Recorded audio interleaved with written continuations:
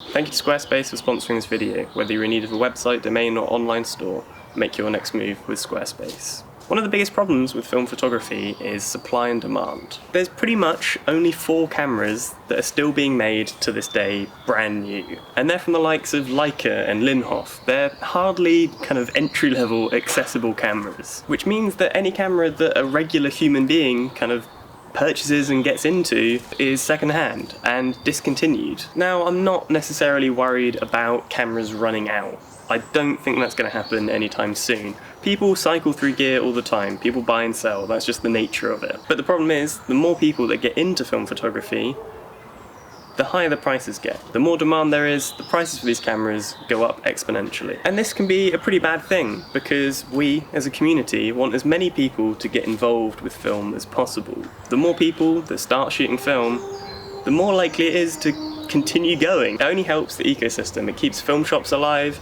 it keeps repairmen going, it keeps the film being made, you know? But if all these new people are put off from even trying film in the first place because the cameras are just far too expensive, how will they ever get hooked in and then kind of get involved? And then it's going to be pretty hard to keep the film community growing and alive. Well, when I said that there's only 4 different kinds of film cameras still being produced, I kind of lied. And that's because there's this new kind of category of film cameras which I always kind of disregarded. I always put them in the same box as the likes of the toy cameras made by Lomo and Holga. There's a handful of these 35mm automatic point and shoot reusable film cameras, and they keep popping up onto the market. I thought it was about time to test one out. I want to find out whether it's just a glorified disposable, or whether it's actually a good stepping stone into the point and shoot market.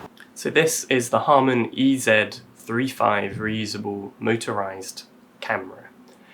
Catchy name. Specs wise, it's got a focus-free 31mm f11 lens, and it always shoots at 1/100th of a second. So it does kind of sound a bit like an upmarket disposable. And this thing, with a roll of HP5 included and a battery to get it running, cost me around £50, which I guess seems somewhat fair, but who knows, maybe it does actually take really great photos. Welcome to the unboxing. Nice box, good information. Lots of instructions on the back, probably not going to read any of them. And here it is. Camera, a battery and a roll of HP5. All the goodies. Sorry. I mean, maybe it's working. I have to say, there's a fairly concerning noise that happens when you take a photo of it. We just shot the first few frames of it and I'm kind of scared it's not actually loaded. Like, listen to this. I hope this is actually taking photos. It was. I shot this first roll of HP5 whilst I was just out and about. Kind of how I treat a normal point and shoot. I just kept it in my pocket and hoped that scenes might jump out and call to me to be shot. And to be honest, I didn't really take any interesting photos with it. But for the sake of a video to show you the results and whether it's worth buying, I think they'll do just fine. And now the images you get out of this thing are not sharp. They're not like awful, but they're definitely not sharp. And they're just like not technically great. There's a huge amount of distortion and it's pretty hard to make anything look level or upright since the lens seems to barrel everything. I feel like I'm about to break the law. Part of me feels like it's going to come out in black and white anyway, like it's got some form of superpower, some magical camera hocus pocus that allows you only to shoot HP5 through it. I ended up having a meeting in Bermondsey yesterday, which is about 2.5 miles from Bayer, the lab where I get all my film processed.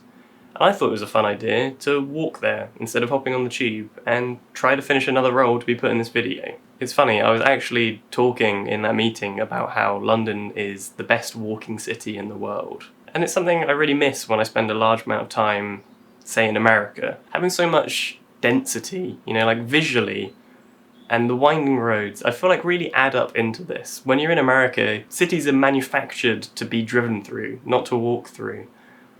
I don't know, it's another topic, we don't need to talk about it. Anyway, more cool photos, I guess. So, would I recommend this camera?